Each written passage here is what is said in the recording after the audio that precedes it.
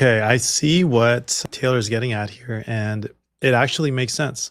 It reminds us of the story of the Garden of Eden, and of course, the devil tempting Eve, who then tempts her husband, and then they get kicked out of the garden, right? And so this all makes sense, and it's very subtle. I've never actually seen this movie, but this is all kind of interjected. And what I want to get into next really is the woke ideology and how a woke ideology also parallels some of these distortions, and how, it's not just Gnosticism that is in these kids movies and cartoons, etc. in Hollywood.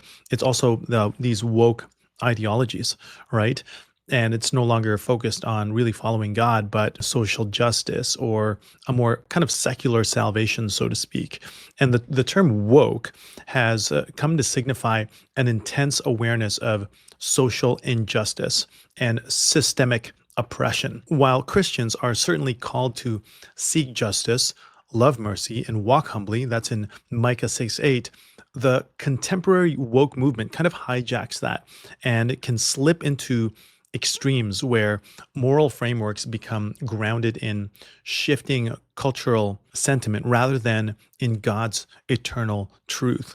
And many people within woke ideology claim redemption can be achieved through activism. That's why there's all these, social activists or canceling oppressors. And this is where the cancel movement started happening, and affirming everyone's personal identity choices, or your truth is your truth. You do whatever you want. We don't want to critique it. And this is where this movie is really getting into more than just Gnosticism. It's moving into this kind of moral relativism.